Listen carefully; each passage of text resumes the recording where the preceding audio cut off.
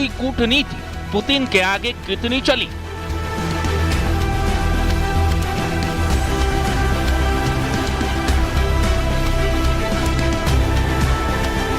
Я помню, что в 2022 году, во время последних контактов с прежней администрацией, я тогда пытался убедить своего прежнего американского коллегу в том, что не нужно доводить до ситуации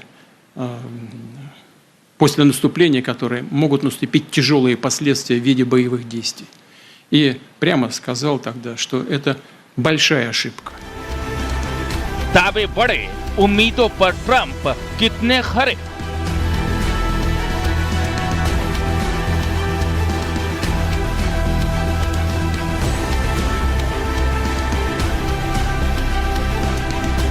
Very much, Mr. President. That was very profound, and I will say that I believe we had a very productive meeting. There were many, many points that we agreed on, most of them, I would say, a couple of big ones that we haven't quite gotten there, but we've made some headway.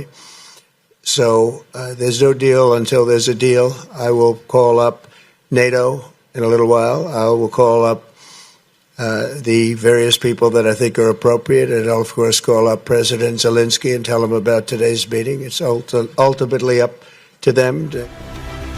Zelensky की उम्मीद, Putin से Trump को नई सीख।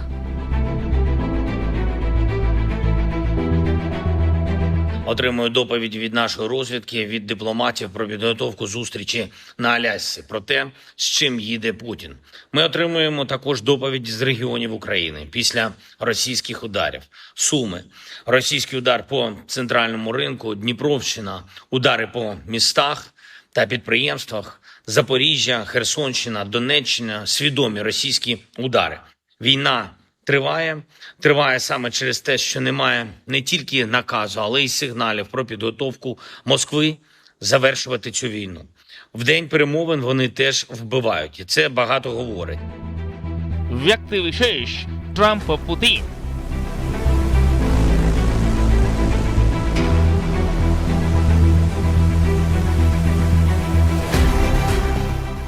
अगस्त 2025 को Alaska में अमेरिकी राष्ट्रपति डोनाल्ड ट्रंप और रूसी राष्ट्रपति व्लादिमीर पुतिन की मुलाकात ने वैश्विक सुर्खियां बटोरी।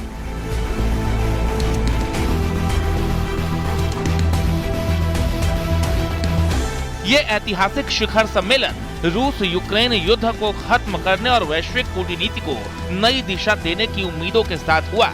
लेकिन क्या हुआ इस मुलाकात में? क्या ट्रंप जिस मकसद के साथ इस मुलाकात के लिए पहुंचे थे वो पूरा हुआ?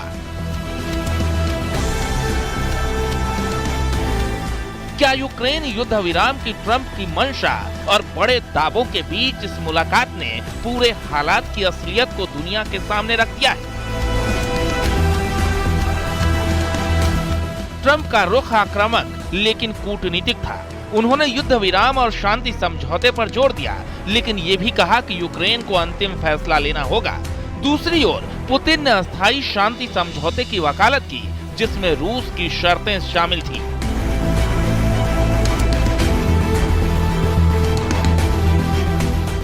आखिरकार मुलाकात बेनतीजा रही। रूस यूक्रेन युद्ध पर कोई ठोस समझौता नहीं हुआ और न ही तत्काल युद्ध विराम पर सहमति बनी। दूसरी तरफ यूक्रेन के राष्ट्रपति जेलेंस्की ने साफ कहा कि बिना उनकी भागीदारी के कोई समझौता बेअसर होगा। ट्रंप ने रूस पर नए प्रतिबंधों को टाल दिया है और भविष्य में जेलेंस्की के साथ त्रिपक्षीय वार्ता की संभावना जताई है। लेकिन सबसे बड़ा सवाल ये कि क्या जो दावे ट्रंप लगातार करते आ रहे हैं उन्हें पूरा करने में ये मुलाकात और इसमें हुई बात ट्रंप के पक्ष में जाती है, या फिर पुतिन ने उन्हें पूरी दुनिया के सामने रुस्वा कर दिया है? आज व्यक्ति विशेष में विश्लेषण अमेरिकी राष्ट्रपति डोनाल्ड ट्रंप की इस कूटनीति का। Bureau report, news 18।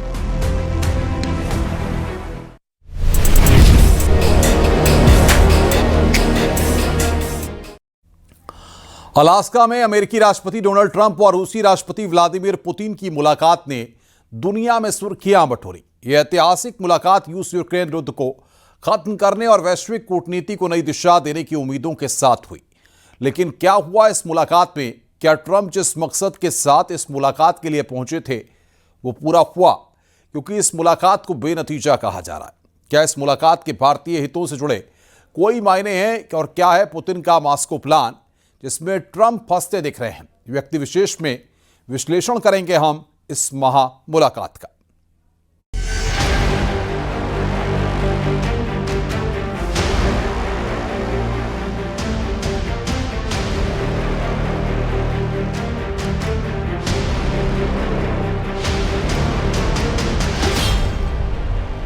Trump Putin की महामुलाकात, कहां अटकी बात?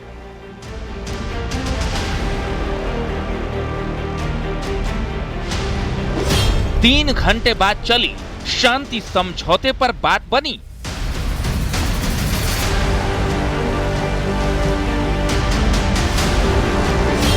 पुतिन का मॉस्को प्लान, ट्रंप हैरान या परेशान?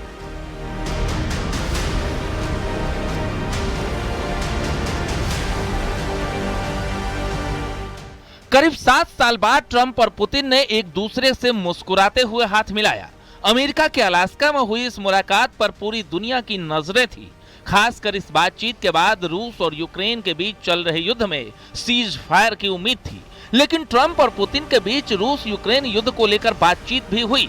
इसके बाद हुए ज्वाइंट प्रेस कॉन्फ्रेंस में अमेरिकी राष्ट्रपति ट्रंप ने बातचीत को बेहद सकारात्मक बताया, लेकिन यह भी कहा कि बातचीत से कोई नतीजा नहीं निकला।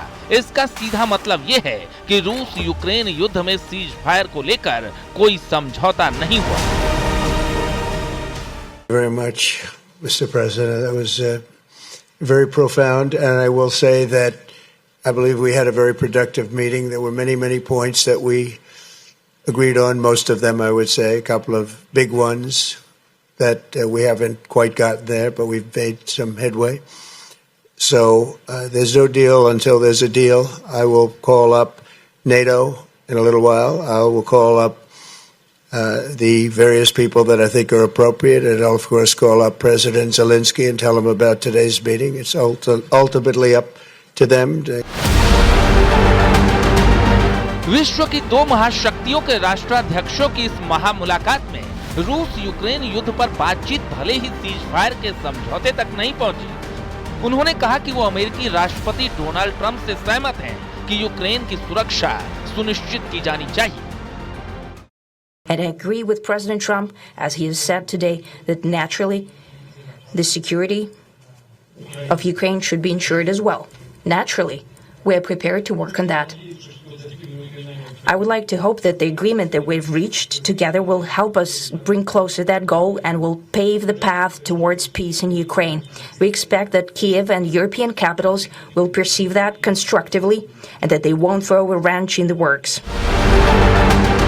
दरअसल डोनाल्ड ट्रंप लंबे समय से ये दावा करते रहे हैं कि अगर वो व्हाइट हाउस में होते तो पुतिन यूक्रेन पर कभी आक्रमण नहीं करते, और इस मुलाकात में रूस के राष्ट्रपति ने इस बात की पुष्टि भी कर दी। पुतिन ने पूर्व राष्ट्रपति जो बाइडेन का नाम लिए बिना उनकी आलोचना की और ट्रंप के इस तर्क का हवाला दिया कि युद्ध रोकने के लिए उनकी मौजूदगी ही काफी है। Я помню, что в 2022 году, во время последних контактов с прежней администрацией, я тогда пытался убедить своего прежнего американского коллегу в том, что не нужно доводить до ситуации после наступления, которые могут наступить тяжелые последствия в виде боевых действий. И прямо сказал тогда, что это большая ошибка. अमेरिकी राष्ट्रपति डोनाल्ड ट्रंप से मिलने और बातचीत के लिए रूस के राष्ट्रपति व्लादिमीर पुतिन करीब एक दशक बाद अमेरिका की जमीन पर पहुंचे।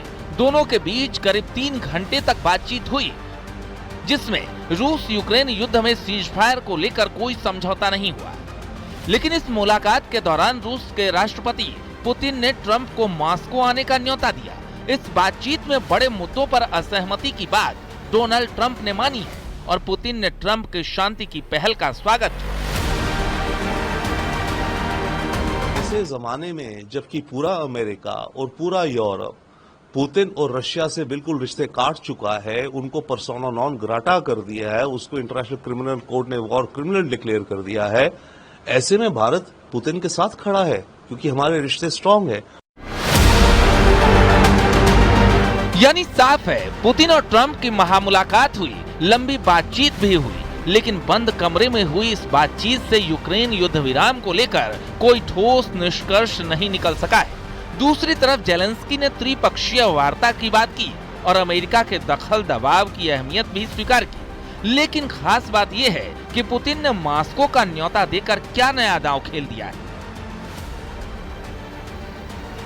एक बड़ा सवाल यह भी है कि अलास्का की इस मीटिंग से क्या ट्रंप वो हासिल कर पाए हैं जिसकी उन्हें उम्मीद थी। शुरुआती विश्लेषण और नतीजे तो साफ इशारा करते हैं कि ट्रंप को पुतिन ने निराश ही किया है। Bureau report, news 18।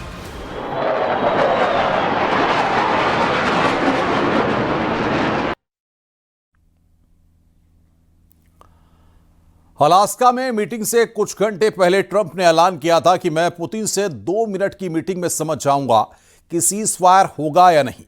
लेकिन हैरानी की बात है कि ट्रंप पुतिन के साथ 3 घंटे की मीटिंग के बाद भी दुनिया को नहीं बता पाए कि आखिर मुलाकात से आखिर हासिल क्या हुआ।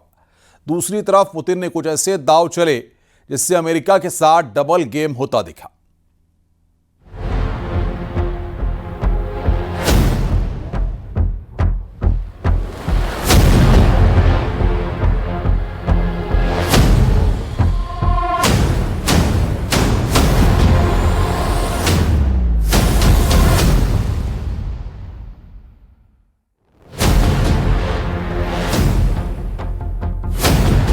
अमेरिका के अलास्का में पुतिन और ट्रंप के बीच 3 घंटे तक यूक्रेन युद्ध को लेकर बातचीत हुई, लेकिन किसी को भी नहीं पता है कि इस मीटिंग में क्या बातें हुई। अलास्का में मीटिंग से कुछ घंटे पहले ट्रंप ने ऐलान किया था कि मैं पुतिन से 2 मिनट की मीटिंग में समझ जाऊंगा कि सीज फायर होगा या नहीं। लेकिन हैरानी की बात है, ट्रंप पुतिन के साथ 3 घंटे की मीटिंग के बाद भी दुनिया को नहीं बता पा रहे हैं कि रूस और यूक्रेन के बीच युद्ध विराम पर डील क्यों नहीं हो पाई है। हम आपको दिखाने जा रहे हैं कि 7 साल बाद हुई ट्रंप और पुतिन की मीटिंग में पुतिन ने बाजी पलट दी है। महज 12 मिनट की प्रेस कॉन्फ्रेंस में पुतिन ने ट्रंप के सामने साबित कर दिया है कि यूक्रेन युद्ध का असली बॉस पुतिन और उन्हीं की शर्तों पर युद्ध विराम होगा। दूसरी तरफ वॉर एक्सपर्ट्स कह रहे हैं कि ये मीटिंग पूरी तरह से फेल हो चुकी है और अब पुतिन पूरे यूक्रेन पर कब्जा करने की कोशिश जरूर करेंगे। यूक्रेनी अधिकारियों ने तो यहां तक दावा कर दिया है कि अब पुतिन पूरे यूक्रेन पर कब्जा करने की कोशिश करेंगे।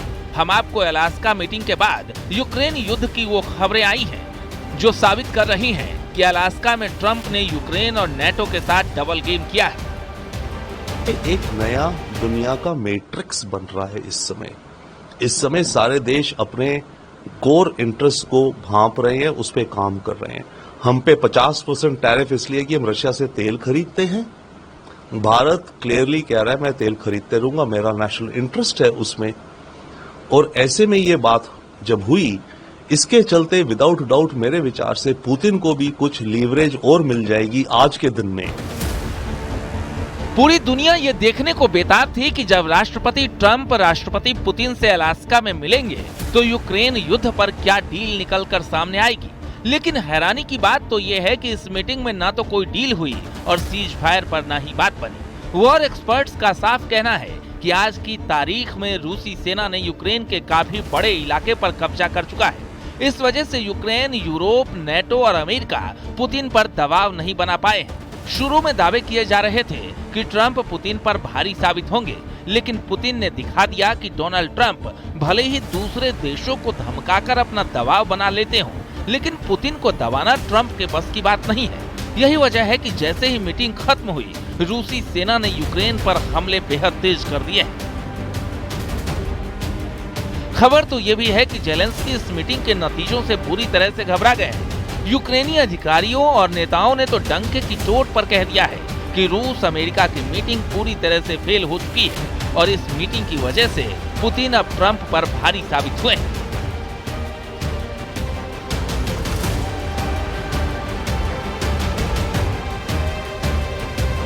यूक्रेनी संसद की विदेश मामलों की समिति के अध्यक्ष ओलेक्सांद्र मेरेजको ने द न्यूयॉर्क टाइम्स को बताया कि ट्रंप और पुतिन के बीच शिखर सम्मेलन से रूस और यूक्रेन के बीच कोई शांति समझौता नहीं हुआ और पुतिन ने ट्रंप का इस्तेमाल ये दिखाने के लिए किया है कि वो अलग थलग नहीं है।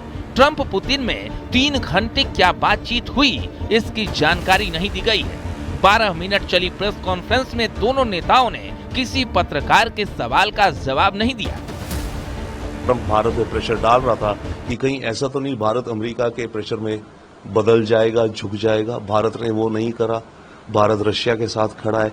तो ऐसे में पुतिन को भी थोड़ी और ऊर्जा मिलती है और वो ट्रंप के साथ और स्ट्रांगली, स्ट्रिक्टली नेगोशिएट कर सकते हैं। इधर अमेरिका के राष्ट्रपति डोनाल्ड ट्रंप ने हार नहीं मानी है। अलास्का में रूसी राष्ट्रपति व्लादिमीर पुतिन के साथ यूक्रेन युद्ध को लेकर किसी तरह का समाधान नहीं निकलने के बाद ट्रंप ने कहा कि वो 18 अगस्त को जेलेंस्की से मिलेंगे। जेलेंस्की यूक्रेन के राष्ट्रपति हैं। ट्रंप से उनकी बातचीत वॉशिंगटन में होगी। इससे ये संकेत निकलता है कि ट्रंप किसी कीमत पर रूस और यूक्रेन युद्ध बंद कराना चाहते हैं। लेकिन लगता है पुतिन को जरा भी जल्दी नहीं है, क्योंकि रूस पहले से ही यूक्रेन के बड़े हिस्से पर कब्जा कर चुका है और अब पूरे पूर्वी यूक्रेन पर कब्जा करना चाहते हैं। जरा देखिए अभी तक रूस ने यूक्रेन पर कहां-कहां कब्जा कर लिया है।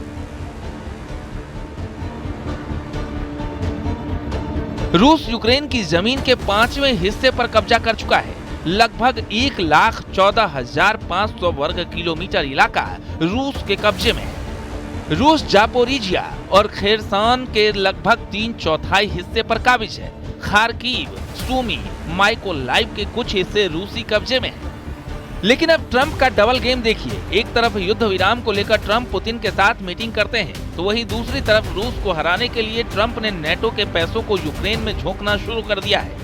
नेटो के सदस्य देश नीदरलैंड ने भी यूक्रेन जंग में करोड़ों डॉलर फूंकना शुरू कर दिया है। खबर है कि नेटो देश मिलकर यूक्रेन को अरबों डॉलर के हथियार देने जा रहे हैं ताकि रूस को जंग में हराया जा सके। फिलहाल नाटो के सदस्य देशों में से एक नीदरलैंड ने यूक्रेन के लिए अमेरिकी हथियार खरीदने के लिए 500 मिलियन यूरो यानी लगभग 4500 करोड़ रुपए देगा। नीदरलैंड पहला नेटो देश है जिसने अमेरिकी राष्ट्रपति डोनाल्ड ट्रंप के दोबारा चुने जाने के बाद यूक्रेन को अमेरिकी हथियार देने के लिए नए नियम को अपनाया है। 24 फरवरी 2022 को रूस द्वारा यूक्रेन पर बड़े हमले के बाद से अमेरिका यूक्रेन का सबसे बड़ा समर्थक बनकर उभरा है। मैंने पहले भी लिखा था कि ट्रंप जितना हम सरल मानते थे उतना सरल आदमी नहीं है। वो एक बहुत बड़ा ट्रांसैक्शनलिस्ट तरह का व्यक्ति है और उनके मन में एक बात स्पष्ट है, जो भी वो करे अमेरिकी अर्थव्यवस्था को ताकतवर बनाए, वो अकेला उनका लक्ष्य है। अमेरिका में समय समय पर ऐसा नेतृत्व आया। मुझे याद है कि वुड्रो विल्सन 1919 में उनका पराजय हो गया था चुनाव में, तो उसके बाद जो अमेरिका में नेतृत्व आया एकदम आइसोलेशनिस्ट बन गया, सबसे संबंध नाता सब तोड़ दिया, तोड़ के अपना विकास में पूरा लग गया, तो उसी रीति से चलता रहा। यूक्रेन को सिर्फ अमेरिका ही नहीं बल्कि करीब 50 सहयोगी और साझेदार देश भी हथियार भेज चुके हैं। इन सब की सामूहिक मदद में शामिल है 10 long range multiple launch rocket system, 178 लंबी दूरी की तोपें, लगभग 1 लाख गोले, करीब 2.5 लाख एंटी टैंक हथियार, 359 टैंक, 629 बख्तर बंद गाड़ियां और लड़ाकू वाहन, 8,214 शॉर्ट रेंज एयर डिफेंस मिसाइलें और 88 हथियार बंद ड्रोन भेजे जा चुके हैं। अब ऐसे हालात में ये देखना होगा क्या वॉशिंगटन में जब जेलेंस्की ट्रंप से मुलाकात करेंगे तो क्या वो पुतिन की शर्तों के मुताबिक युद्ध विराम करेंगे या फिर वो एक लंबी जंग लड़ेंगे। इसका नतीजा तो वक्त के साथ ही सामने आएगा। Bureau report, news 18।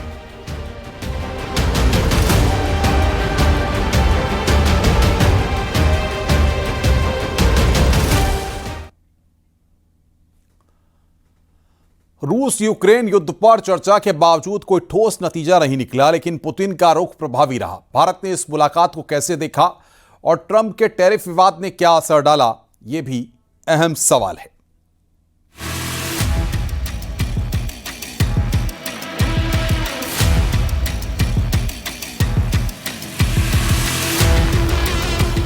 पंद्रह अगस्त 2025 को अलास्का में डोनाल्ड ट्रंप और व्लादिमीर पुतिन की मुलाकात ने वैश्विक कूटनीति में हलचल मचा दी। रूस यूक्रेन युद्ध पर चर्चा के बावजूद कोई ठोस नतीजा नहीं निकला, लेकिन पुतिन का रुख प्रभावी रहा। भारत ने इस मुलाकात को कैसे देखा और ट्रंप के टैरिफ विवाद ने क्या असर डाला, ये अहम सवाल है। अलास्का के जॉइंट बेस एल्मेडॉर्फ रिचर्डसन में हुई यह मुलाकात 3 घंटे चली, लेकिन रूस यूक्रेन युद्ध पर कोई समझौता नहीं हुआ। ट्रंप ने टेरिटोरियल स्वैप का प्रस्ताव रखा, जिसे यूक्रेन ने सिरे से खारिज कर दिया। पुतिन ने शांति की राह की बात की, लेकिन उनकी शर्तें यूक्रेन का नाटो से बाहर रहना और पश्चिमी हथियारों की आपूर्ति बंद होना अमल में नहीं आई।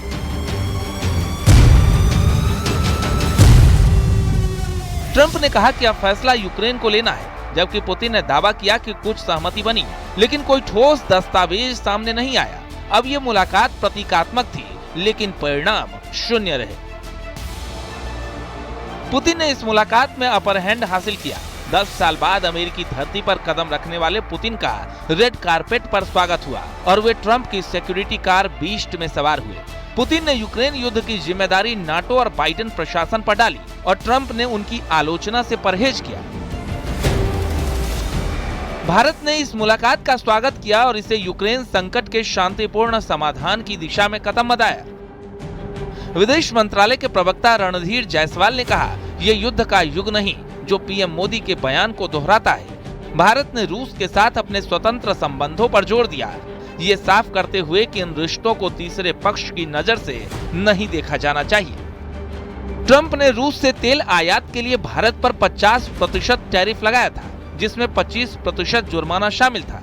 ये टैरिफ पुतिन पर दबाव बनाने की रणनीति थी, लेकिन मुलाकात के बाद ट्रंप ने संकेत दिया कि रूस और उसके व्यापारिक साझेदारों पर अतिरिक्त जुर्माना नहीं लगेगा।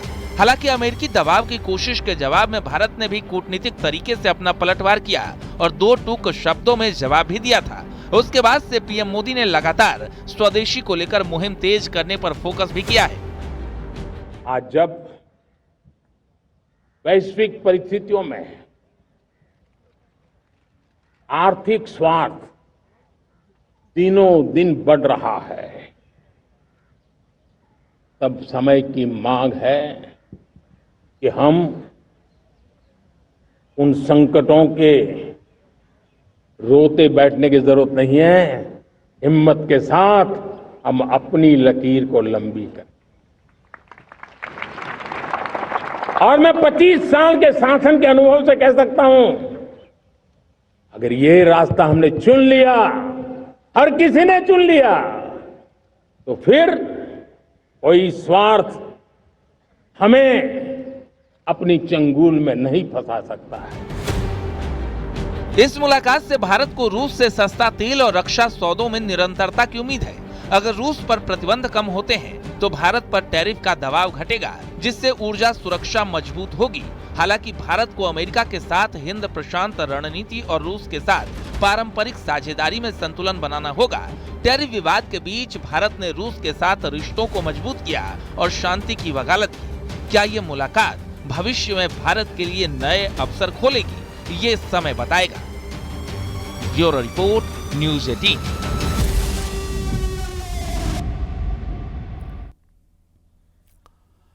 एक तरफ ट्रंप ने पुतिन को प्रोटोकॉल तोड़कर स्वागत किया, तो दूसरी तरफ B-2 बॉम्बर वाले स्टंट से चेतावनी संदेश भी दिया। आखिर क्या ट्रंप पुतिन को अमेरिका ताकत का एहसास कराना चाहते थे? क्या यह मुलाकात शांति समझौते के साथ साथ अमेरिकी पावर शो भी था?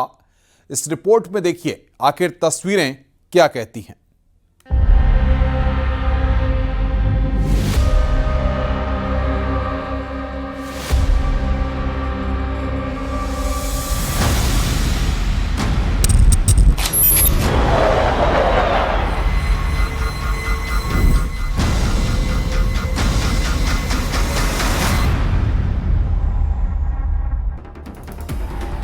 अलास्का में ट्रंप पहुंचे, अलास्का में पुतिन पहुंचे और अलास्का में वो पहुंचा जो रूस के खिलाफ अमेरिका ने तैयार किया है। डोनाल्ड ट्रंप ने व्लादिमीर पुतिन को अपने सबसे खतरनाक stealth fighter jet F-22 Raptor, जो वहीं टरमैक पर मौजूद था, और साथ में उड़ता हुआ दूसरा स्टेल्थ फाइटर F-35 लाइटनिंग दिखाया, जिसने पुतिन के विमान को एस्कॉर्ट भी किया। इसके बाद ट्रंप ने पुतिन को अपना सबसे खतरनाक बॉम्बर B-2 भी दिखाया, जो दुनिया के सबसे खतरनाक बंकर बस्टर बम से लैस है। क्या इसे डोनाल्ड ट्रंप की सीज फायर मीटिंग कहा जाए या फिर अमेरिका का पावर शो, जिसमें ट्रंप ने पुतिन को सुपर पावर वाली ताकत दिखाई है। यूक्रेन के खिलाफ पुतिन की पावर कमजोर हो जाए, क्या इसी मकसद से ट्रंप ने अपनी ताकत दिखाई है? अलास्का में क्या क्या हुआ, उसके पीछे की असली कहानी क्या रही? सबसे पहले डोनाल्ड ट्रंप का विमान आया। नीले रंग के इस विमान को एयरफोर्स 1 कहते हैं। फिर आया पुतिन का विमान। सफेद रंग के इस विमान को रूस में कमांड पोस्ट भी कहा जाता है। फिर 4 F-22 रैप्टर विमानों के करीब आकर रुका ट्रंप का एयरफोर्स 1।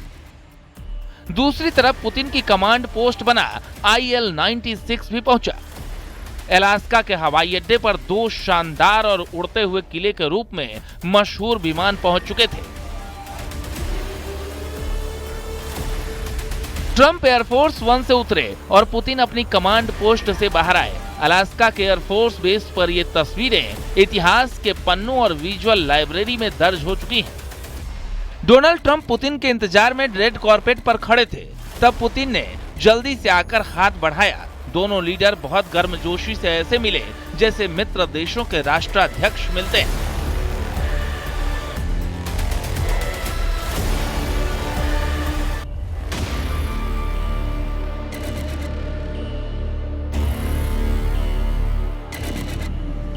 इसके बाद ट्रंप और पुतिन जब लाल कालीन पर चढ़ते हुए अलास्का 2025 वाले मंच की तरफ बढ़ रहे थे, तभी आसमान की तरफ पुतिन का ध्यान गया, क्योंकि यही रहा ट्रंप का सबसे बड़ा पावर शो। उसी वक्त वहां से गुजरा अमेरिका का B-2 बम वर्षक, जिसके दाएं बाएं थे 4 F-35। आसमान में अमेरिका की ताकत गड़गड़ाहट बनकर गूंज रही थी। पुतिन ने आसमान की तरफ देखा, दूसरी बार फिर देखा, तीसरी बार पुतिन ने फिर आसमान की तरफ नजरें घुमाई, चौथी बार भी देखा और पांचवी बार पलटकर देखा कि ट्रंप कौन कौन से विमान उनके स्वागत में लाए हैं। ट्रंप पुतिन को वो विमान दिखा रहे थे जिस विमान ने बंकर बस्टर से ईरान की परमाणु सुरंगों को तबाह किया है। क्या ट्रंप पुतिन को अपनी वायुसेना का खौफ दिखा रहे थे? क्या यूक्रेन पर रूस को शांत करने के लिए ट्रंप का पुतिन को धमका रहे थे?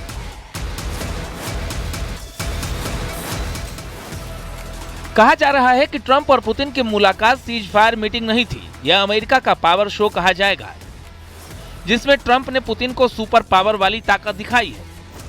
जबकि युद्ध रोकने के लिए द्विपक्षीय बैठक में इसकी कितनी जरूरत कितनी थी, ये बड़ा सवाल है। दोनों नेता जब मंच से उतर रहे थे, तब आप अमेरिका का सबसे सीक्रेट स्टेल्थ फाइटर F-22 देख सकते हैं। जाहिर है ये सब पुतिन को दिखाने के लिए यहाँ पर खड़े किए गए।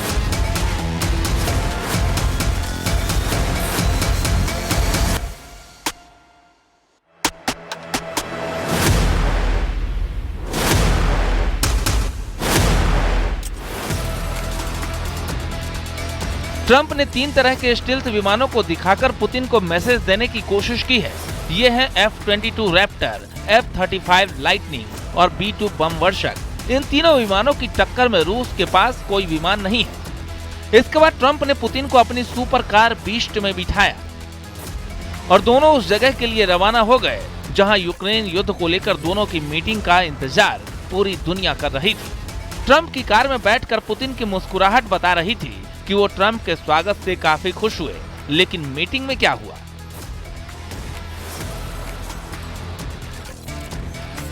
यूक्रेन के युद्ध को लेकर ये वो तस्वीरें थी जिनका पूरी दुनिया इंतजार कर रही थी। पुतिन और डोनाल्ड ट्रंप एक साथ एक कमरे के अंदर बात कर रहे हैं। यूक्रेन युद्ध को लेकर यह मीटिंग 3 घंटे तक चली। ट्रंप और पुतिन एक छत के नीचे रहे और यूक्रेन युद्ध रोकने पर बातचीत चलती रही। लेकिन अहम बात यह कि अब इस मीटिंग को बेनतीजा और नाकाम तक कहा जा रहा है। Bureau report, news 18।